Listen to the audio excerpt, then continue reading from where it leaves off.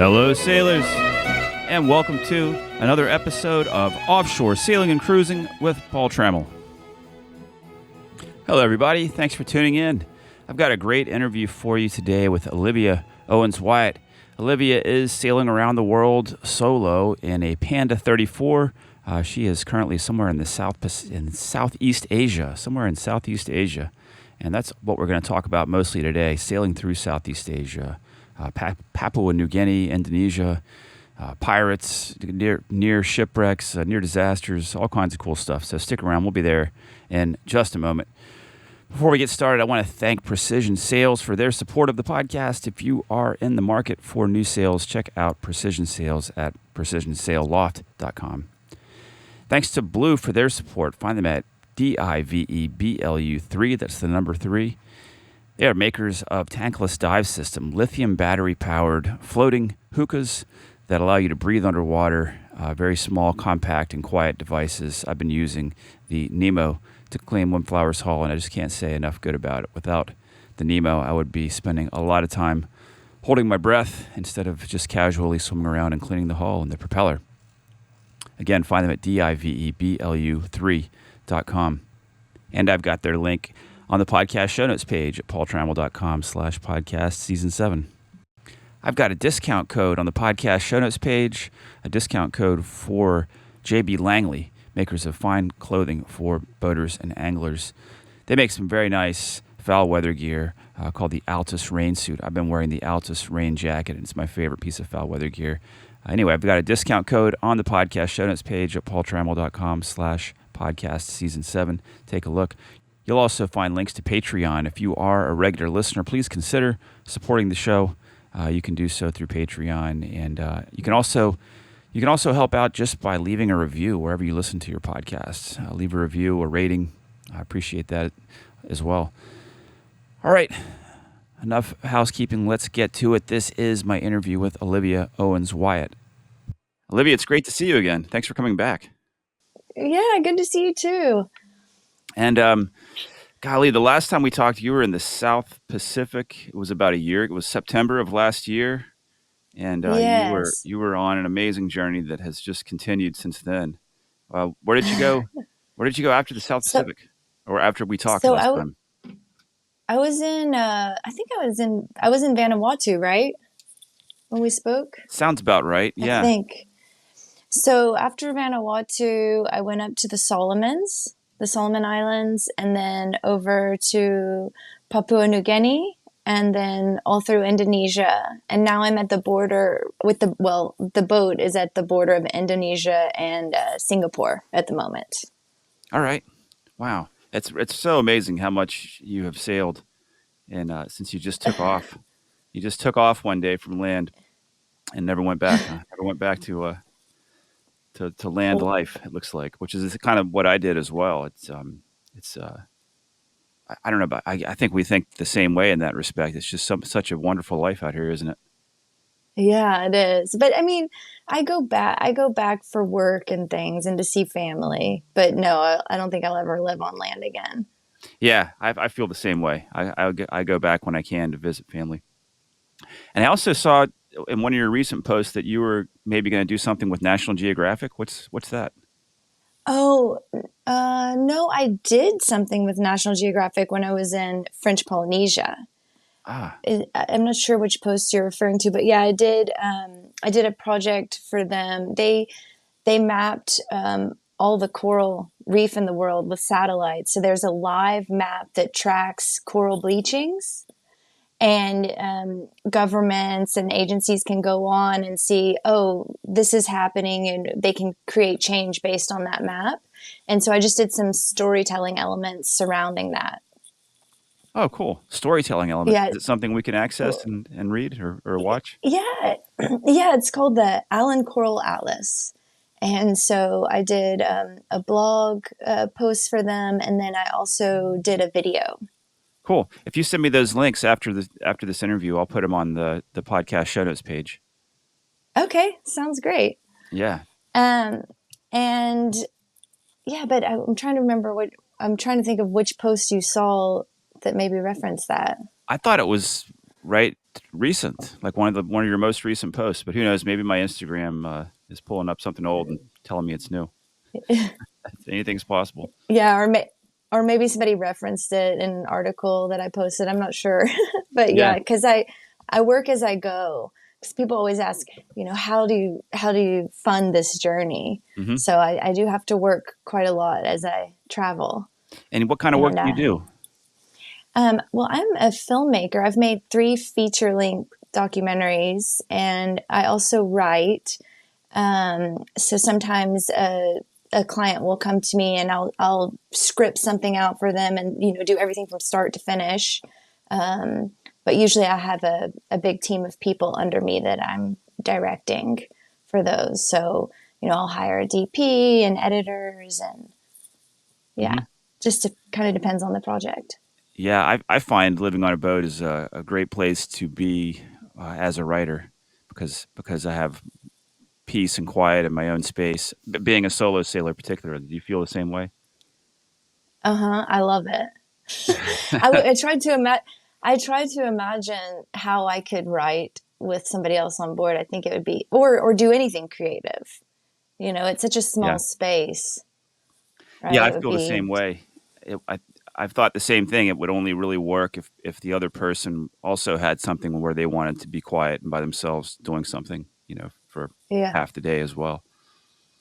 yeah. You really have to be in your head without distractions to do Absolutely, something like that. absolutely. Well, you are the only person I know who've been to Papua New Guinea. Can you tell us Oh about that? gosh, yes. That was so I buddy boated the whole time. I had another friend who was solo sailing, and I will say that when I went, I think there was like one, two, there were 5 other boats that were solo sailing. And I stuck together with one of them. I met a guy whose dad is from there and his mom's from Australia, and he pulled me aside and he said, "Do not tell anybody that you are sailing alone." And he just said it's not safe for you. And so I started telling everyone that I was married to the guy that I was buddy boating with, just for safety. And on the water, he said you need to dress like a man. So I dressed like a man, but there's a lot of piracy there, and I took the northern route, and I thought, yeah, I took the northern route. I don't know which way is safer. I think maybe the southern route is. But I did get chased by an illegal tuna fishing boat. I think that maybe I was sailing into where their catch was, and they just started coming at me full force, and it was very frightening. And then I got robbed. Oh My gosh. buddy boat and I had been anchored at an anchorage for 5 days. We were just waiting on wind because you have a lot of light winds there. I mean, it took me, I think, 4 days to go 200 nautical miles, or 4.5. I mean, it was just a lot of bobbing and riding squalls in that zone. Hmm. So we were at the anchorage. We were waiting. We had made friends with everybody there, and then one day somebody invited us on a hike, and they didn't show up for the hike, but we went on the hike by ourselves. And when we came back, there was a longboat circling our boats, and then he came to shore and he was demanding a bunch of money, and he was pretty drunk on coconut wine. They make a they tap into the coconut tree, and you spend a long time making this wine. But every person I've seen on it is just really out of their mind drunk. Hmm. And he was demanding money, and we didn't have enough cash, and so he was saying, then I need electronics. And so the person I was with was like, well, I can give you an iPad. And he was like, go get it now. And the whole village was sitting there watching this go down, and no one stepped in to help us. And we went back to our boats, and my solar panels had already been ripped off. And anyway, we got out of there as quick as we could. But we ended up getting the stuff back. which was the Oh, good thing. good. The next island, yeah, the next island we went to, we found somebody that was from that island, and all the elders got together and got our stuff back, and they did a whole ceremony presenting it to us, and it was pretty beautiful. Oh, wow. So So you ran into one bad guy in a yeah, nation one of better people, hopefully. well. Well, yeah, I mean, for the most part, everyone I met is lovely, but there is a lot of piracy. This year, a sailor, an older French sailor, solo sailor, he was murdered and they sank his boat. And that happened about 2 months after I made it to Indonesia. Wow. And everywhere I went, there were stories of robberies. I know that last year, I think it was two guys and a girl on a boat, and they killed the guys, and I think did some pretty horrific stuff to the woman. Wow. Um, This was all in Papua New Guinea? yes, and Wow. then even some of the bigger areas where I was, like some guys stormed a resort, and a woman got raped, and yeah, I mean, it's just you have to be careful. I was Yeah. on pins and needles the whole time. Wow. Wow. Yeah, some of your Instagram posts from Papua New Guinea made it look like it was fun and the people were wonderful and it was a beautiful experience. And I was following and thinking, "Oh, Papua New Guinea, that's really cool." And then there was the post about getting robbed. But it sounds like maybe you would not recommend listeners going there. Um, I would say go there, but go there with caution, and I would never do it by myself again. Okay.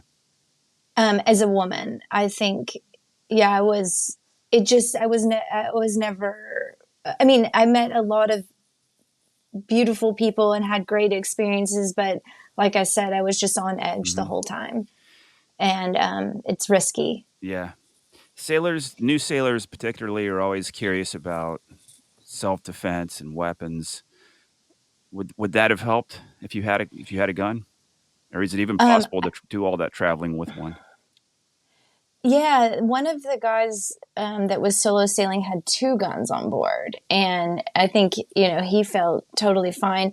I had a plan if a boat came near me, because what happens is like the long boats will come up to you and then get on board, and I had a plan just to use my flares, just Hmm.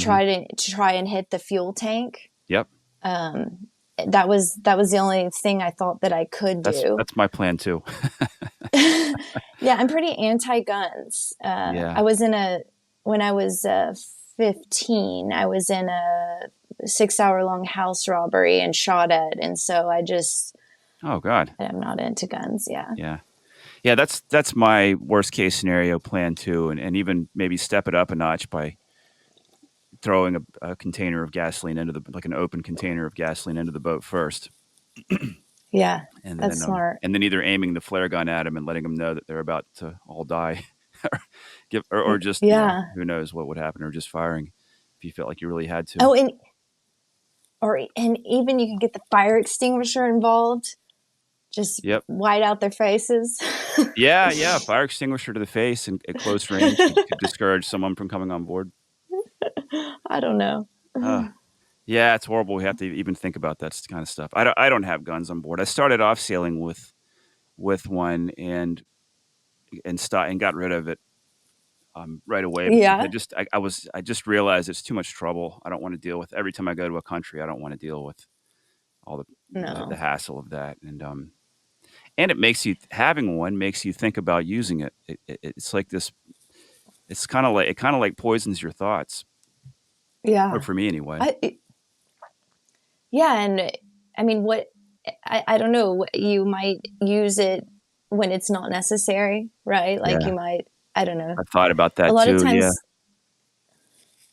yeah, like a lot of times, even in the Solomons at night, people will row over, and if you hear something, you might pull the gun out, and it's really somebody just coming to bring you fruits, or you don't know.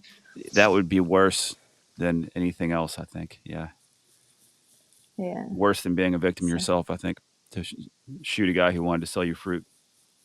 oh, totally. Wow. Well, moving along how about the archipelago of Wayag? Am I pronouncing that right? Oh, Wayag. yes. Those were some absolutely gorgeous photos. Wayag is amazing, and there was not another boat there. It was very beautiful. I will say um, that, and it's a national park, and there's a lot of national parks in Indonesia. And getting there, I had the biggest squall I'd Mm. ever been in. I think it. I mean, it was definitely over 55 knots. It was pretty scary because there's um, boats everywhere fishing. I mean, there's so much traffic in Indonesia, and then I just have to follow up the wind. I'm heading straight for land. Can't get the main down. There's also like unmarked fishing buoys and stuff everywhere. So I didn't know if I was going to get tangled in something or hit something. Yeah, sailing Wow. around Indonesia is like you never sleep. Oh gosh, Never. that sounds tough. There's so much traffic, but getting to Wayag was, yeah, a real dream. And I was there for about a week. So just swimming around and playing on all the little islands. Yeah, it looked magical. It looked like right out of a storybook. Yeah, it's gorgeous. So when you're sailing through areas with light wind and then powerful squalls, can you describe how you deal with it? Um, well, so I don't like to motor at all. And so when there's no wind, I mean, I just drop the sails and I wait. And it really got to the point where I was kind of looking forward to the squalls because I knew that I could move. Um, there's one area, so right as I was about to cross from Papua New Guinea into Indonesia, there's one area that's known to have a lot of tree logs because there's a river and it's just pushing a bunch, I mean, even full trees. I know a boat that got the entire root system of a tree, their boughs caught in it, and they said it was taller than the mast. So I hit that area at night and I had squalls all night. They're about 40 knots. And I also had a really good favorable current. So I was moving about 8 knots, which is really fast for my boat. And when I was in that area, I ended up heaving too by the time the third squall hit because I was just worried I was going to hit one of the trees. Mm. Wow.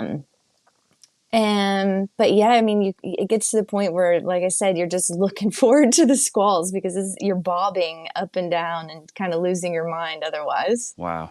you know? And then when you see one coming, do you I mean, you're gonna you see it coming, I imagine, and you want to put sails up, but do you put up full Yes. sails or do you put your main to one No. reef or two reefs?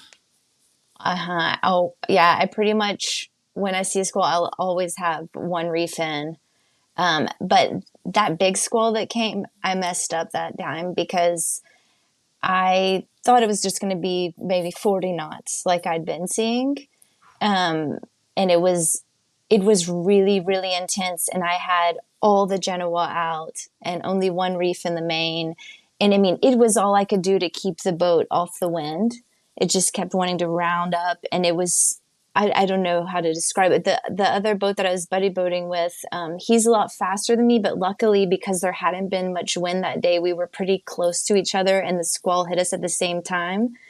But he's radioing, get your main down if you can.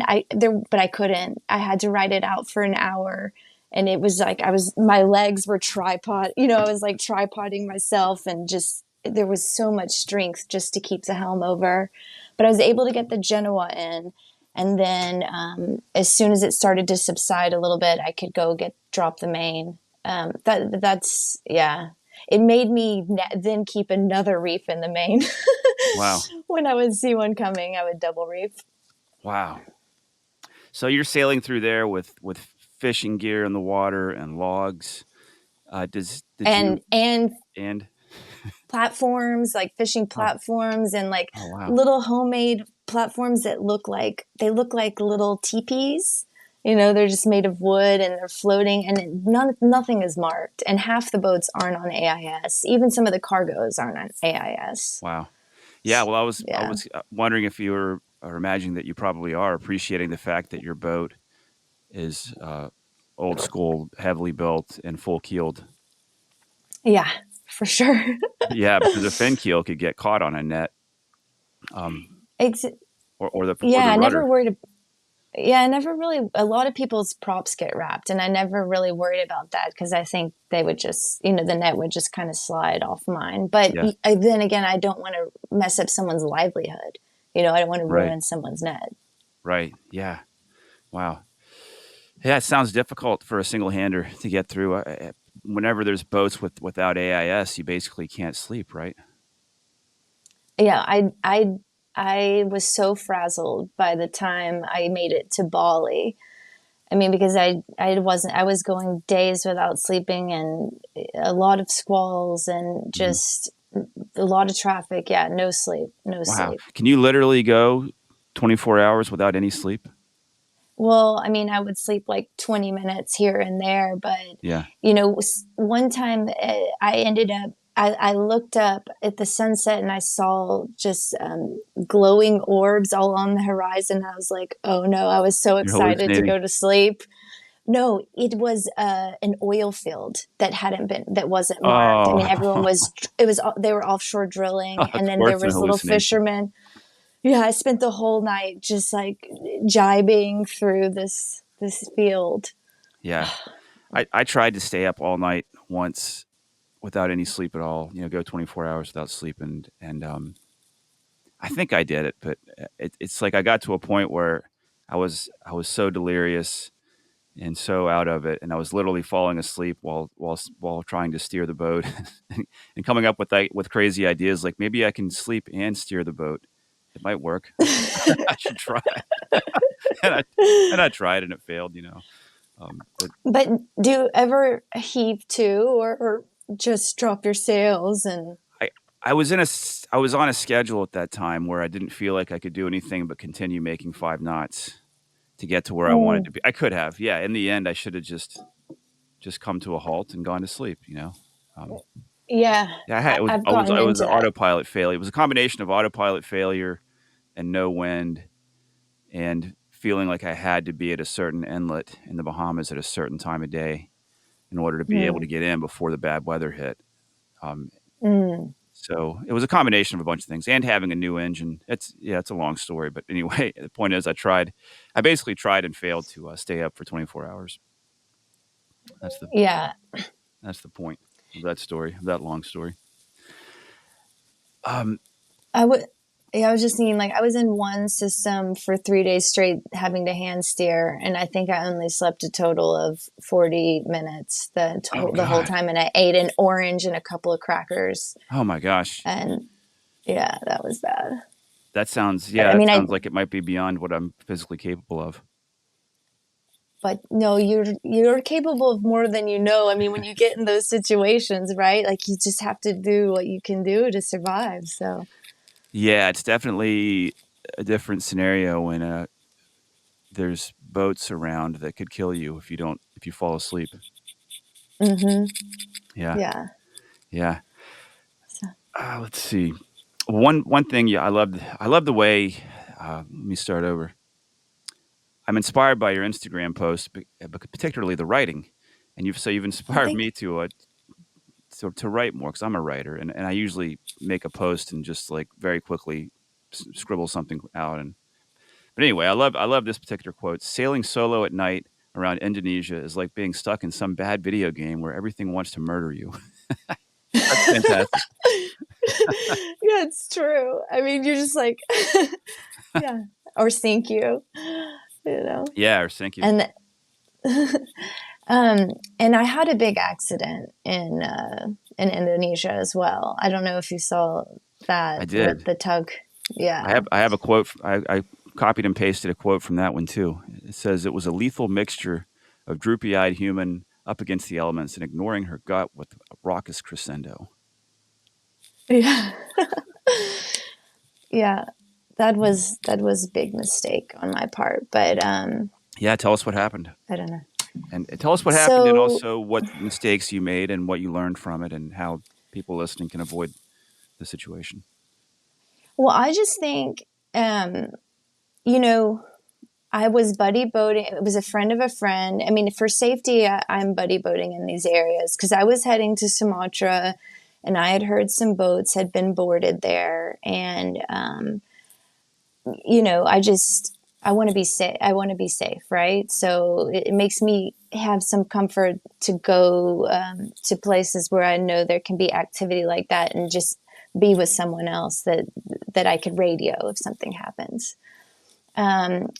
This guy that I was buddy boating with is a friend of a friend. They didn't know him that well, and he's very new to sailing. He had never been alone at sea at night, and he had only sailed a total of like a month, just day sailing. So wow.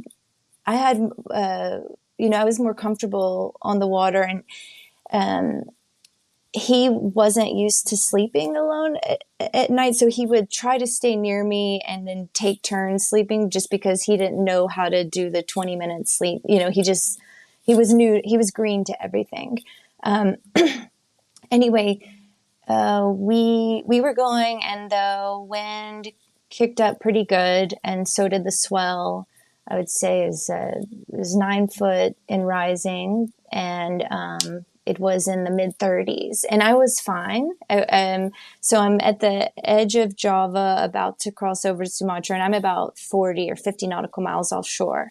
I thought there wouldn't be traffic. I'm on the Indian Ocean side, and I thought there would be no traffic, but there was tons of traffic, tons of fishermen, also some counter currents that I found surprising. Like one day I had 3 knots of current against me. So also wasn't sleeping, wasn't moving very fast. And I wanted to keep going, but he wanted to stop at an anchorage on the western side of Java, the southwestern side of Java, and rest before crossing to Sumatra. And I said, "Oh, I'll just meet you in Sumatra." And he said, "No, like, please stop." And I agreed to do it because I had lost all my satellites. And there's new reefs and things forming because it's a volcanic area. And, I just thought, okay, and my buddy boat wants me to stop, so I will. Well, he got to the anchorage about 8 hours before I did, because I had gone really far offshore. And so by the time I get there, now everything's really, really moving. The wind and the sea is getting more and more cranked up. And that to get into the anchorage, I had to try to go straight into the wind, and the main wasn't happy even with me tacking. It was mid 40s by then, so I dropped the main, and then I tried with just the engine, and I was still tacking to try to get in. I was making no progress. Like all of a sudden a big gust would come and I'd get blown back. So I radioed and I said, "I'm going to go back offshore." And he's like, "No, you can't." And then he started to kind of say that I'm stupid, that I don't know what I'm doing. And I said, "No, my engine is overheating." And, because the temperature had gone a lot higher than what I see it. But I knew I never see my engine go up that high. So I was like, "No, I want to go back offshore." And he's like, "No, you're an idiot. You have to get in here. Obviously, you're not a good sailor." And for some reason, it got in my head, and then I started thinking, I don't know what I'm doing, even though my instinct is saying go back offshore. And so I feel like maybe I have to do this. If I can't do this, I'm a terrible sailor, or, I have something to prove. I'm not sure on a psychological level why I listened, but then my engine overheated and smoke is billowing out. So then I radioed, "I'm definitely going offshore. I need to just sail because the engine is not good." And he's cussing at me, screaming at me more. And he said, "Just get up some sail and sail in here." So I don't know why I did it, but I put out a tiny bit of Genoa, and whatever was out ripped to ribbons. So now I don't have a head sail.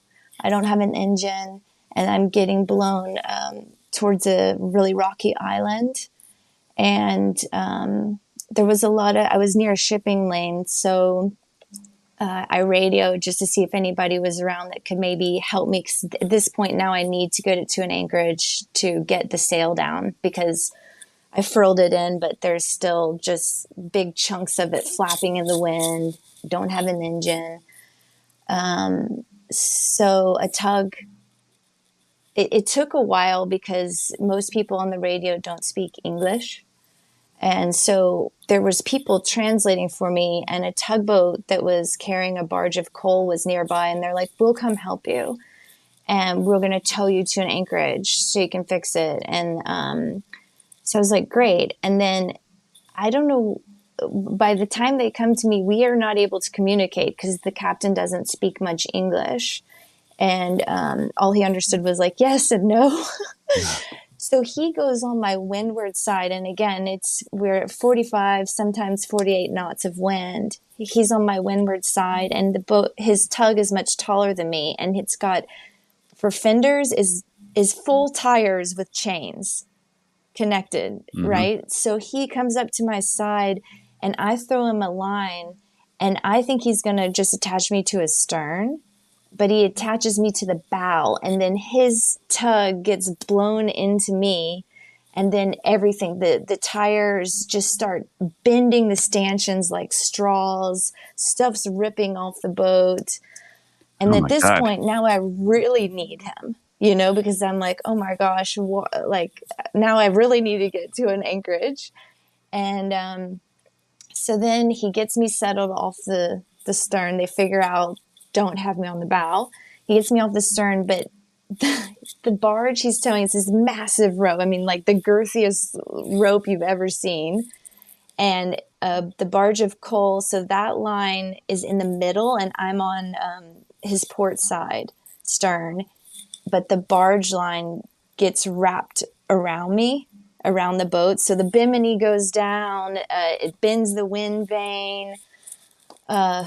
Yeah, just more and more. I mean, at one point, like there's just holes in the boat, and then all my spare fuel jugs fell over, and there's diesel dripping into the boat, and the coal is blowing onto me, so everything's black. Wow. But we got. I got to. They did get me to an anchorage 8 hours later, and then the Marine, they didn't know what to do with me. I got the engine going again, but it kept shutting itself off. It would run for a second and then stop. So I needed to look at that further. And so they called the Marine police at the village nearby, and they towed me to a fishing village. And they put me on one of the moorings, and then I worked with a local fisherman on the engine, and then I spent 18 days rebuilding the boat. Like the whole bowsprit was gone. I took all the stanchions off and took a little motorbike and found a guy who could weld them, straighten them back out. And, you know, it was just really a mess, a quick little refit. But then after that, I called Hydrovane, because the thing is, I don't have an autopilot.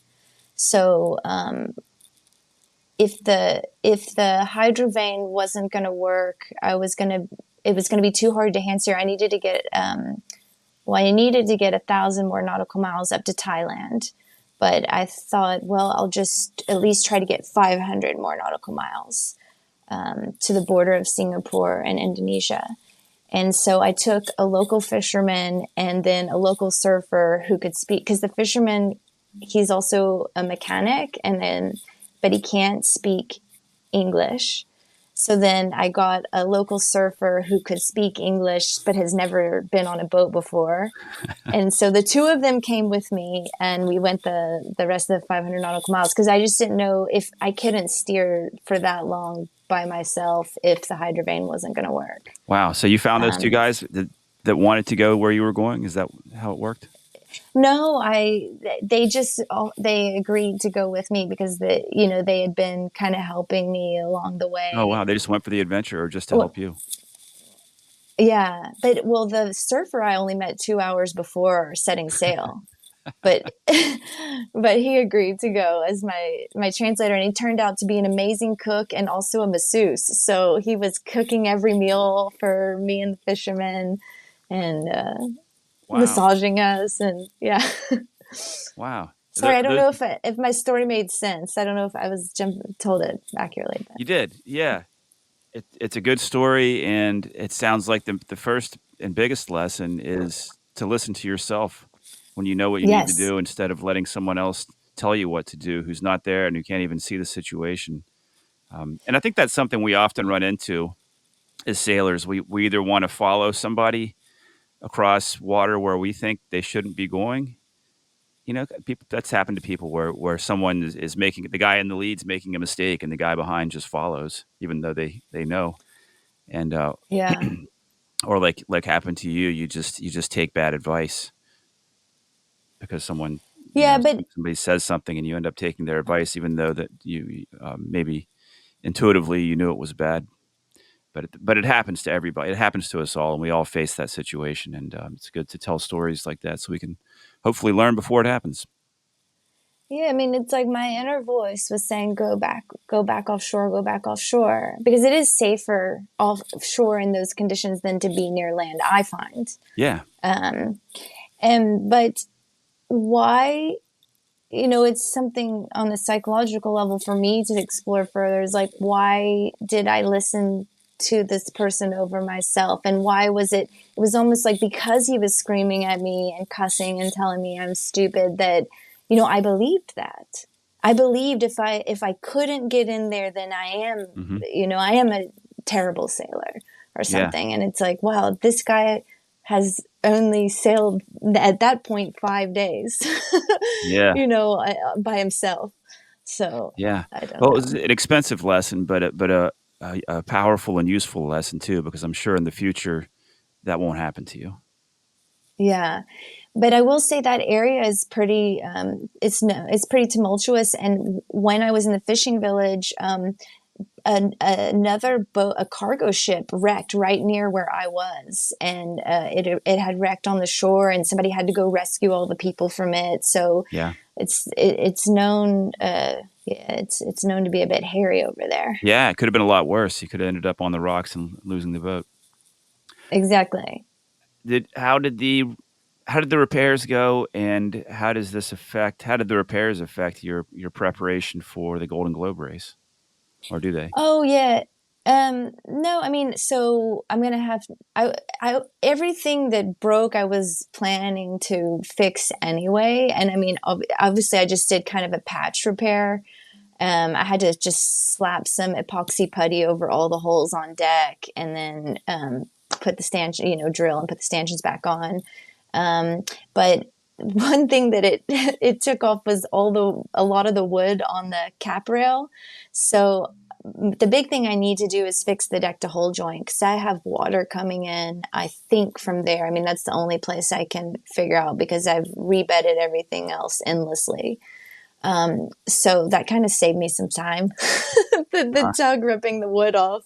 And actually, I was going to rebuild the bowsprit anyway, and I found some amazing. I found teak wood somehow because they told me it was impossible to find it on the part of Java where I was. I somehow found a guy that had teak, and then two carpenters that they rebuilt it just based on pictures within 6 hours. Wow. Wow. Rebuilt it Yeah, within 6 hours. yeah, and it looks amazing. Wow. Cool. So So is it what you're going to take around the world? yeah, I think I'm gonna get. I need to get the boat out of the water and kind of look at everything more closely. But I think I already talked to Dawn from the Golden Globe race to see can I switch boats if I need to. But I mean, ultimately, I'd love to stay with Juniper, and I think there's the damage isn't nothing's. I'll be able to fix everything. Hmm. Yeah. Um, so Well, let's see. What is it? It's you've got another 2 years, or is it down? Oh gosh, are we down to a year and a half? yeah, yeah, no, yes, yeah. Well, no, September 2026. Okay. So So less than yeah, 2 years, but uh, more than a year and a half. yeah, exactly. But I will when I'll go back. Right now I'm in Arkansas. My sister just got married, and I'll go back and hop right on the boat and head to Thailand, which is where I'll do the refit. Hmm. And then, yeah, so I think everything will be very clear within a couple of months if Juniper's all right, but I think she is. Yeah. No, I think you have plenty of time, and especially since you don't have to do a major refit, you've already got a boat that's capable of sailing around the world. Um, you're not starting from scratch, with a year to do everything like sometimes happens. Yeah. So yeah, I think you have plenty of time. Have you been practicing like sailing without electronics, navigating Yes. celestial navigation? So I'm doing a celestial navigation course right now online through Northeast Maritime Institute, and I have been sailing with practicing sailing without electronics, just paper charts and everything, but not with the celestial. The all my instruments, like my I've been sailing without the wind instrument and without well, the only I keep my depth sounder on, but yeah, so I've been practicing without all that and just paper charts when I can. Hmm. And but like in Indonesia, I really needed the AIS on Yeah. and the chart plotter. But yeah, and then hopefully I'll have a better understanding and can start sailing with celestial after this course. Yeah. Gosh, does the GGR not allow a depth sounder? Um, I don't think so. We have to have a lead line to, Mm. yeah. Yeah. Well, I guess most of the time you're going to be in deep water, but not all the time. You got to go through those photo gates and you got to go up the river in Tasmania. Um, Yeah, I don't think that we're allowed. I was assuming that we weren't allowed to have them, but mine doesn't. Mine works only intermittently anyway. uh-huh. So Yeah. Well, people yeah. got by without them for a long time. So, all right. Can you describe like a foul weather encounter? I mean, you already described one, but how about some foul weather that you encountered somewhere on your journey that was difficult and how you dealt with it, how you got through it? Um. Yeah. So well, I was talking about that one where I was having to hand steer for 3 days straight. I mean, I was just mainsail only, double reefed. It was a really decent sized swell at that time. I wasn't comfortable. That was a couple of years ago, and I wasn't very comfortable heaving to. I don't know why. I'm still not super comfortable heaving to, but I'll do it when I need to. Like I was saying, and on my way to Indonesia, when I was entering that area of logs and fads, like fish aggregating devices, I hove to, but I just don't like it. It doesn't feel very comfortable to me. Um, so yeah, that time I was hand steering. I had an issue with my hydrovane wasn't holding course, and I couldn't figure out why. And it was because my helm wasn't staying locked. So every time the swell was pushing the Mm, rudder, it was throwing the hydrovane off. But it was something I was so exhausted, I couldn't really figure out that until 3 days later. yeah. But I don't know. I handle it. I handle these moments through prayer. Sometimes I often have to alter course. And where was it? Oh, in Indonesia, I was heading down to the Komodo area, and I had some pretty bad weather and lots of little islands everywhere. And I was above the beam. I think it was just like a close reach and close hold most of the way to get there. So I it had been like 30-35 knots and I was fine, but then I started getting hit with 40-45 knot squalls, and it was very hard for me to hold course and keep away from this island chain. So I ended up altering course and going to a totally different destination. Mm, I mean, I just do, I don't know, every moment is different, right? yeah. So I have to decide in the moment. That's great. Yeah. You got to be flexible in your plans of where you're going base it on the weather Yeah. and what's the best decision to make. Uh, But I mean, obviously, I've never seen what I am about to see, and I need to do a lot of training. Like, I've never had to tow warps or mhm. anything like that, so I need to do a lot of training and practicing for heavier conditions. Yeah. Well, I have a feeling you're gonna find it much more pleasant than sailing through Indonesia because there's not going to be any traffic.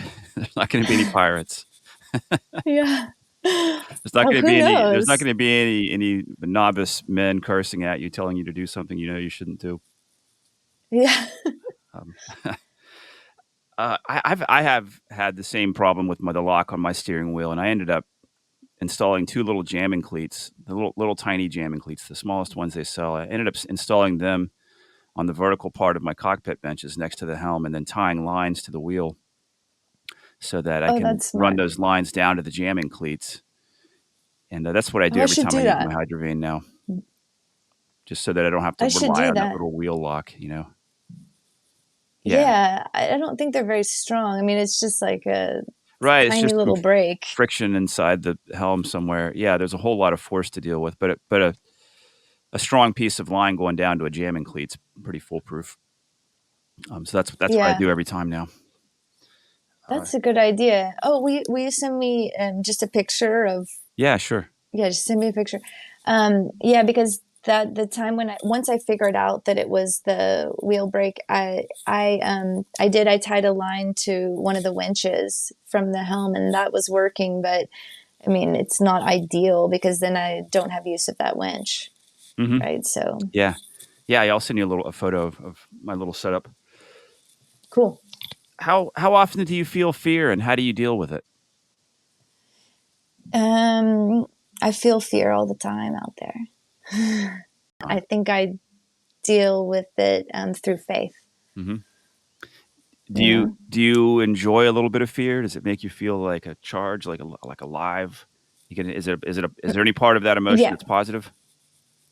yeah, of course. Like, I mean, how rewarding is it to experience something that's, you know, that like that heightened state and then come out of it? You do feel so much more grateful to be alive after you survive something that's. Yeah, But and I tried to understand myself because like my whole family, I mean, nobody's doing anything like this, right? And what why am I drawn to that? And maybe it does go back to that incident I was telling you about with the robbery that I was in. Because I thought I was gonna die, and they kept telling us that they were gonna line us up and shoot us, and so I thought I was gonna die that night, and I was really young, and I thought about the things I hadn't done, and then I think it made me live my life differently I'm from sure it that did. moment on. Yeah, that's a near-death experience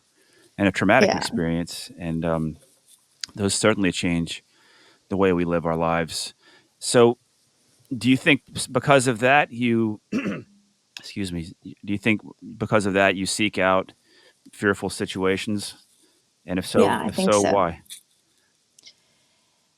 Um, I don't know because it's not something I'm consciously doing, but I do think that there is a part of my being that uh, I don't know. I mean, there's a high you get from surviving something, right? Like, There is. and and life tastes grander when you do, and Yeah. so maybe that's a part of me that needs that, but it's on a very subconscious level. Yeah. um, but people always are like, yo, or growing up, my mom like, you can't go there, it's dangerous. But I'm like, wow, it can be dangerous, and or don't do that, you could die. But you could die doing anything at any moment, anywhere on earth, right? So I think I just never let it stop me because I think it can happen anytime. So I don't let the fear of death stop me from doing something that my heart desires. Yeah, that's a great way of putting it. I feel the same way. I get a high from a little bit of fear, and I seek it out in the things I do. And I because you feel so much better afterwards. You feel so strong. You feel like you've lived.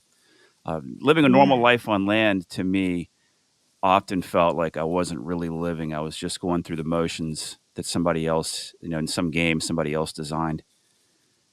Yeah, and it's boring. It's boring, Just yeah. do the same thing every day. And I think that's a lot of the reason why I used to party so hard and and drink so much. And I don't at all anymore. I'm almost 10 years sober now. But Oh, the wow. sailing and the whole life out here. It's not just sailing. It's sailing. It's surfing. It's spearfishing. It's seeing beautiful nature every morning and every night and all throughout the day. And anytime I step outside my boat, I'm just like, oh yeah, this is so beautiful. And you don't get that living in a Yeah. house anywhere. You know, No. you might have a beautiful view, but it's the same beautiful view every day. Um, Yeah. But some people need that, it's just not us, yeah, right? It's exactly. like, This life is not for everybody. That is clear. That is definitely clear. Tell us about a beautiful moment. We've heard some bad moments. Tell us about a beautiful moment that just made you really happy. oh my gosh, there's so many. Like, um, the other day or a couple months ago, I was sailing, and a whale came up. Like I could touch it with my hand. It was so close. And just when the dolphins appear, I always think like the dolphins always come when I need them. And I maybe am. Uh, they came recently when I was telling you sometimes I have to alter course, and it was a moment where I was trying to make a decision because the way I was heading was pretty extreme. I had very steep standing waves that were crashing over the bow, and I was trying to get out of the channel it's called the Lombok Strait. It's notoriously nasty, and it's in between Lombok and Bali. And I was thought, oh, if I can just get out to the Indian Ocean, it'll be okay. But the boat kept stalling out, so many waves crashing over, and I was like, what do I do? What do I do? And it's like, all right, just turn around and go find an anchorage and wait for the seas to calm a little bit. And then is it right? Is it right? And then as soon as I turned, the dolphins came and, were jumping all around and escorting me. And I don't know, like every sunset and every sunrise is so magical. I mean, every day I'm seeing something beautiful out there, right? Yeah, Just, that's it. I think the wildlife encounters are the coolest. Yeah, me too. Do you have a favorite fish, like when you're underwater, when you're diving? Um, Yeah, I love the wrasses. Do you know the wrasse? Well, A wrasse? the wrasse is a big family. There's a lot of different wrasses in the Atlantic. Which Oh, wrasse are you talking about? I I like the little the they're not they're maybe like the size of my hand or a little bit bigger, and they look like they've been collaged together by somebody on acid. Like the heads are these like crazy stripes, and then the bodies are super colorful and polka dotted. And oh, I'll send you a picture of them. Okay, But yeah, I often see them and love them. my favorite is the juvenile yellow-tailed damselfish. It's Oh You know yeah, that one? It's like midnight I blue know with electric blue spots. It looks the otherworldly. damselfish, Yeah, and it looks the like a way that they starry night. bounce. hmm And is it always schooling with Uh, No, the damselfish are territorial and they're usually by themselves. They're small, like the size of your hand or smaller. And there's a few of them. And the yellowtail damselfish is dark blue with blue spots and a yellow tail, but the juvenile is very small, sort of disc shaped, like the size of a silver dollar or maybe a little bigger. Midnight blue with the brightest electric blue spots you've ever seen. And it just doesn't look like it could be any sort of animal. It looks like a cartoon or something. It looks like some sort of animation. And they live inside the coral heads, and they dart in and out of the coral, and you're like, oh my god, there's one, and I always go down and look at them. wait there is a type of damselfish that they're always together hiding in the coral, and they're just like I Yeah, I mean, can't in the remember Pacific, what type of damselfish. I'm sure there is exactly what you're describing. Yeah, and it's crazy because when you get close, they all sink down and hide, and then you wait, and they come back up, bubble back up. They're really cool. Yeah, I like damselfish. I don't know that I've seen the one that you're referring to. Then It's common in the Atlantic, in the tropics here. Um, cool. there's a bunch of them. They're territorial and they're fearless, and they'll come out and try and run off a human, and they're tiny. They're like the biggest one is as big as your hand. Most of them are much smaller, but they'll come out and try and run you off. And when the schools of blue tang come and eat algae, the damselfish actually farm, they garden algae. They actually Oh, cultivate algae and they eat it. And the blue tangs will come and steal their food, and the damsels will come out and try and run them off and try and defend it. And if you get close to their garden, they'll try and run you off. They can't hurt you, but they'll come out and like act all tough, and display and flash their things at you. They're amazing. They're among the so many amazing fish. Schools of wrasses too. I love schools of wrasses. I could talk forever about fish. Are there sea snakes there? There might be. I think I saw one at night swimming around the light that shines down from the bow of my boat at night at anchor. Mm, I definitely saw something that was probably a sea snake, but I've never seen one during the daytime. I've never seen one other than that, and it was at night. I guess where you yeah. are, there's sea snakes, huh? Yeah, in the Pacific, there's the black and white banded ones, and they're the most. I think they're the most poisonous. I think they're the most poisonous on Earth, but it would be really Yeah, hard for them to bite you because their mouth is so I've heard that. small. Like they'd have to get in between your finger. Hmm. But yeah, they're. I like. See, I saw. I only asked because the other day I was sailing and I saw a sea snake on the surface of the water, and I thought it was so cool. I mean, it was such a crazy encounter. I see them near shore, but not offshore. I mean, that was cool. Wow. Yeah, you never know what you're going to see in the water. It's just it's like being on a different planet, and all of a sudden you think you're familiar with the wildlife, and you see something new, and you're like, wow, Yeah. this is so amazing. Who are the happiest people you've come across yet? Oh gosh, it's so hard because man, maybe I want to say Fiji, but I find people are joyful everywhere I've been. Man, I yeah, as a whole, maybe Fiji. I've heard that they're the friendliest people. Yeah, Hmm. and that's Yeah, and that's saying a lot from sailors who've been to many different countries. For me, it's up in the air yeah. between the Bahamians and Canadians. Newfoundland people on Newfoundland versus people in the Bahamas, on the out islands of the Bahamas. Pretty similar, both very friendly. Really? Yeah, yeah. Newfies are real friendly. I was hitchhiking to a gas station in Newfoundland, and I went to a particular anchorage where there was a road because there's almost no civilization where I was. And I found a place with a road with a store. I needed to get to a store to get a fishing license, and I thought, what I'll do is I'll carry. It's 5 miles away, so I had to walk 5 miles. So I brought an empty gas can with me.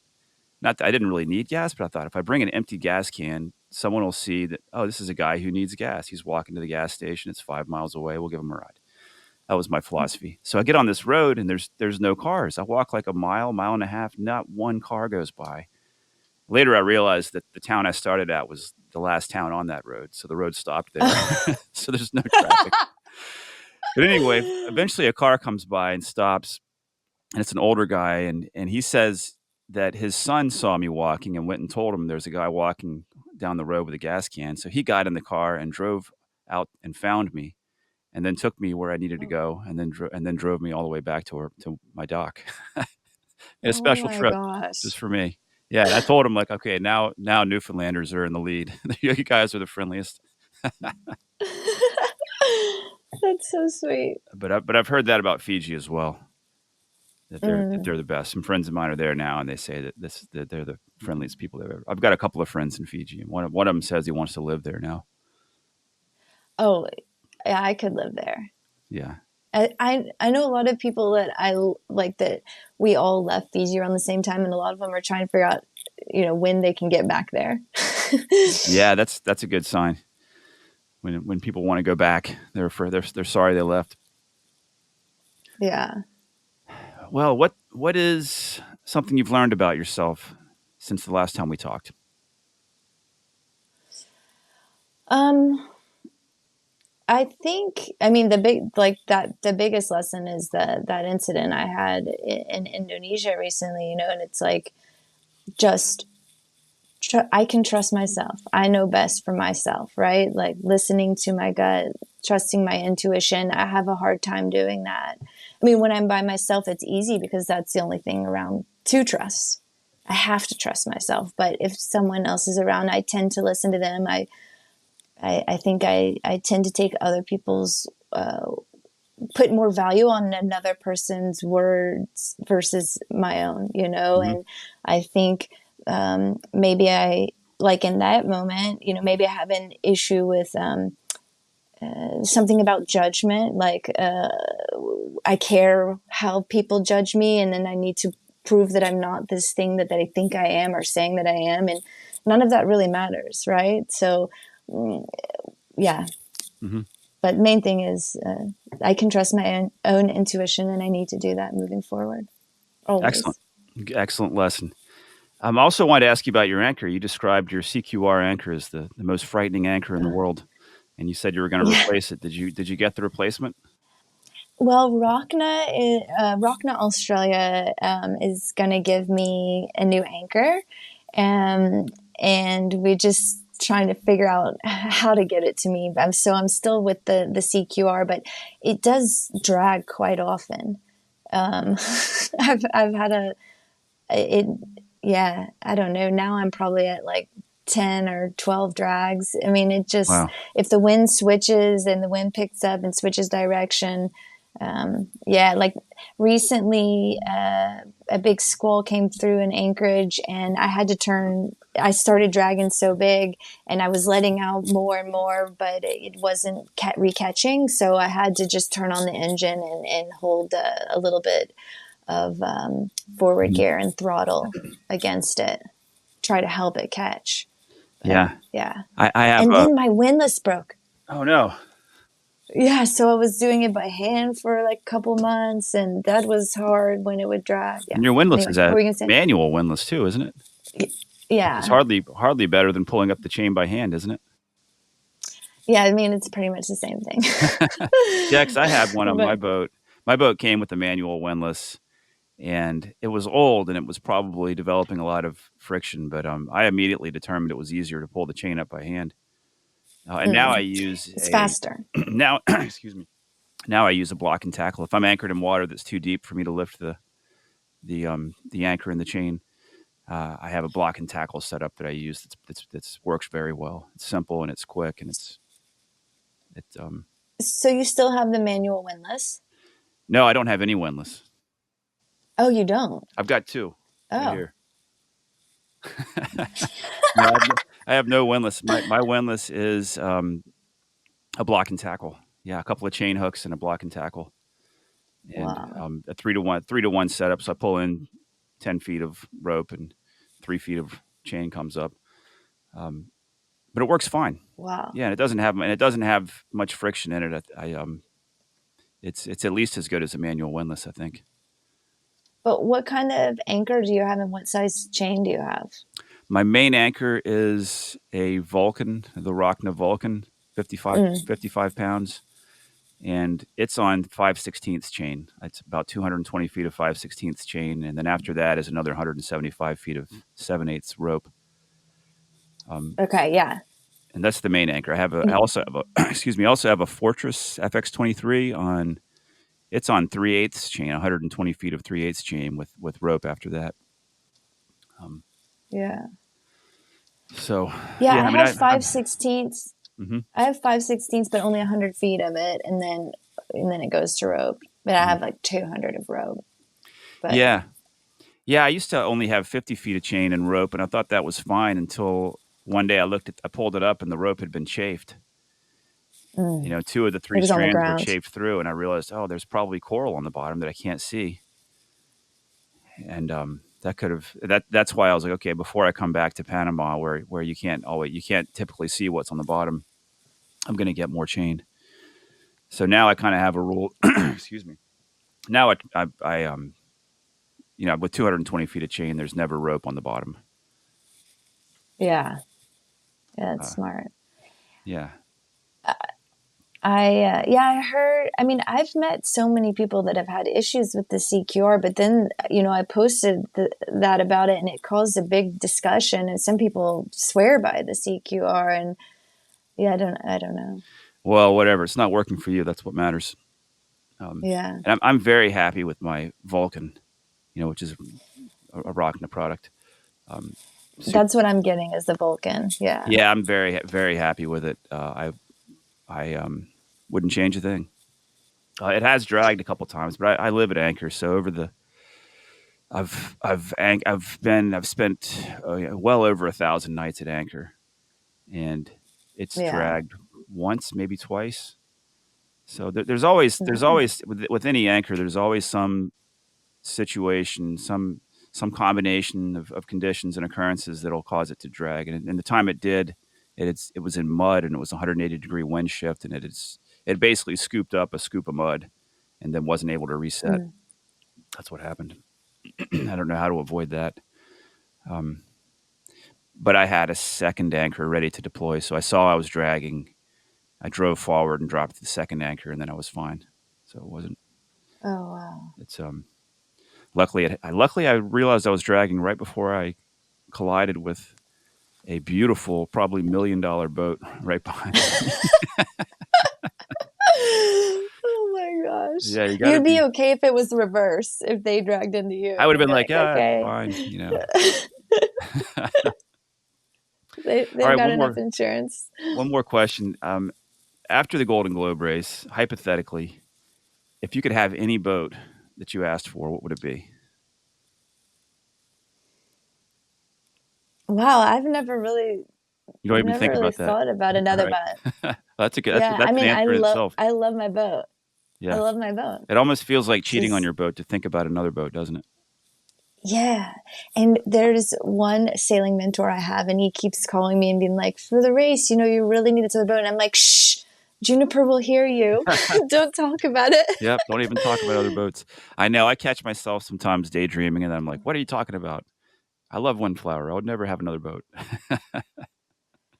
Yeah, I can't imagine. I mean, I'm not like, oh, I want a bigger boat because I just think my boat is perfect for me, Mm-hmm.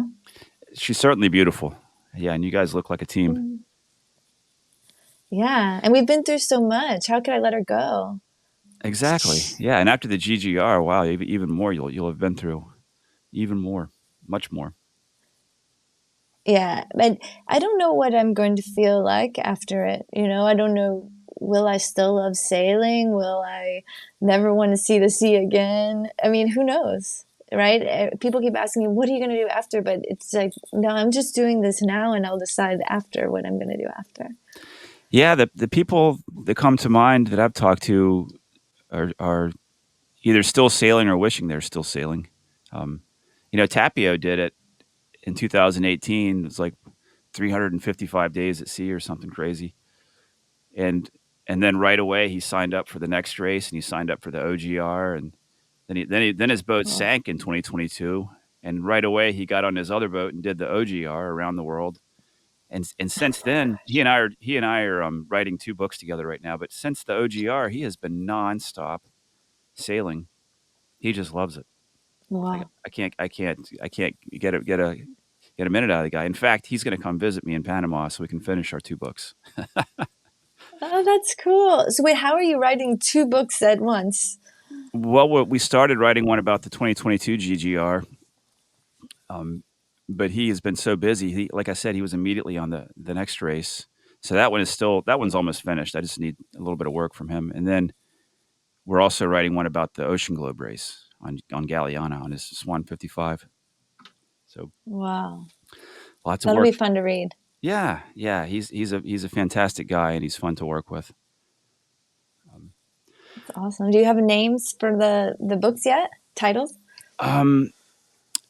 The working title for the 2022 race is the Final Voyage of Asteria, because she lives on the bottom of the ocean now. And the other one, the working title is Galeana Around the World. Galeana being the name of his boat. Yeah. Oh, I'm excited to read them. Yeah. Have you read On a Belt of Foaming Seas? No. Oh, you've got to read that. It's Tapio's document of the 2018 race. Okay. And if anybody doing the GGR should read it or would benefit from reading it, because he tells all about everything he went through and the tribulations, and he talks about all the situations he got into, all the weather, how he dealt with it, how he dealt with different winds. He talked about things I didn't even know about, like the islands south of New Zealand. There's reefs and islands south of New Zealand you got to go around. Holy cow. Yeah. I didn't even know those existed. Motissier was he was off. He was about to hit him, and actually some dolphins came, and they kept turning their bodies in a 90-degree turn because I don't know, his calculations were off and he was going straight for them. But the dolphins saved him. The dolphins saved him. I was thinking about that very story when you were telling your dolphin story earlier. They're always there to help us, aren't they? Yeah. Yeah. They're something else. Who knows what kind of intuition they have and what senses they have. We can't even conceive of what's going on in their big brains. They might know. Yeah. They might know what we're up to a lot more than we realize. They're intergalactic beings. They Like, might be. You never know. yeah. So on Instagram, you are Wilderness of Waves. And where else should people look for you online? I also have a YouTube. I'm very far behind. I'm still in French Polynesia, but Wilderness of Waves there. And then I have a sailing blog, All right, wildernessofwaves.com. cool. I'll put links to all those on the podcast show notes page at Thanks. paultrammell.com/podcast season 7. Have we missed anything? No, but I hope told the stories well. You did. You're a great I've storyteller. been, thank you for having me. Yeah. It's always a pleasure. I look forward to doing this. We'll do this again in another year and get a pre-race update.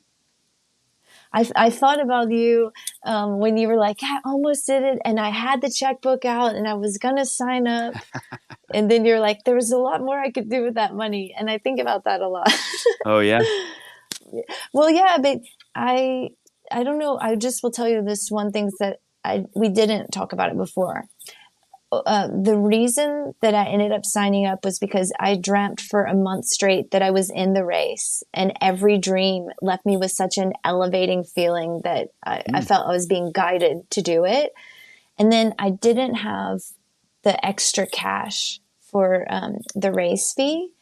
And I was like, well, I'll just fill out the application anyway. I filled out the application, and then I went and looked at my bank account, and randomly my grandmother had left me the exact amount that was the race fee, but I didn't know she had left it, and her bank merged with my bank, and then the money came to my account the day that I went to apply.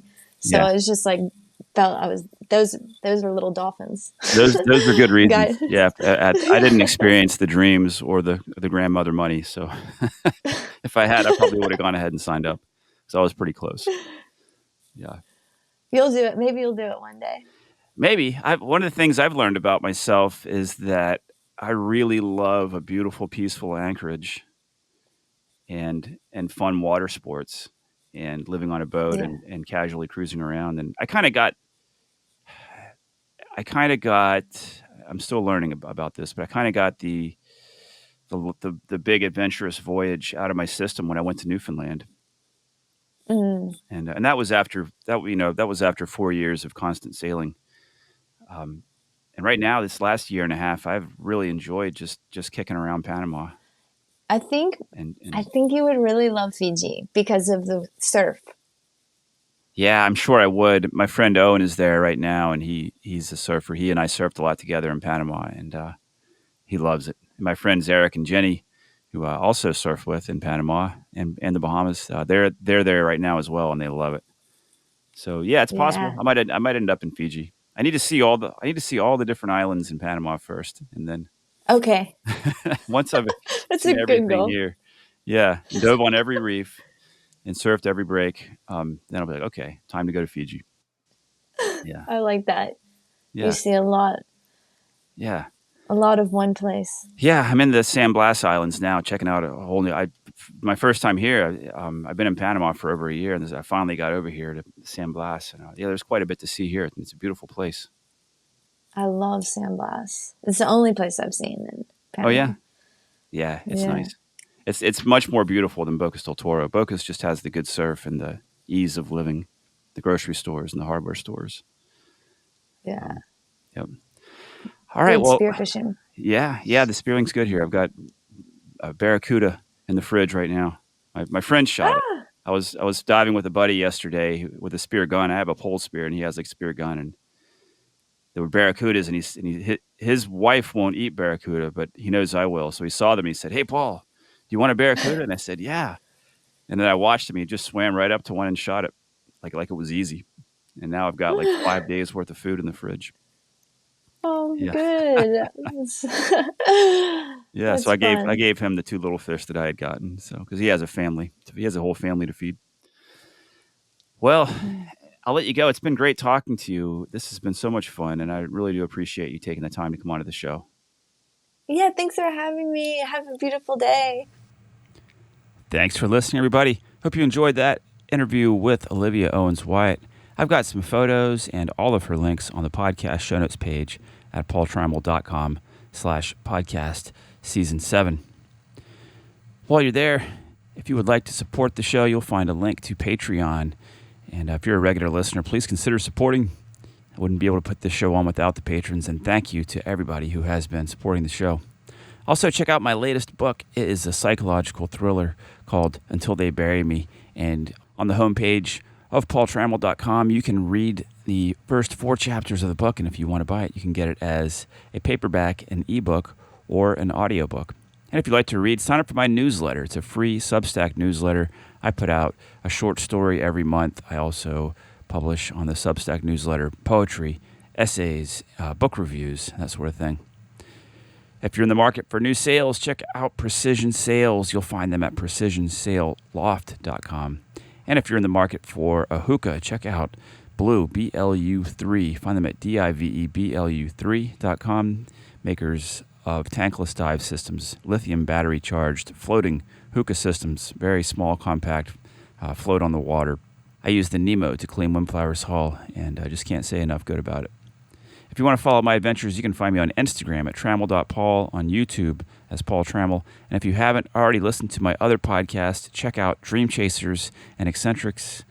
It is a similar format to this show, but allows me to interview anybody I want instead of just sailors. All right, folks, thanks again for listening. Until next time, happy sailing and peace out.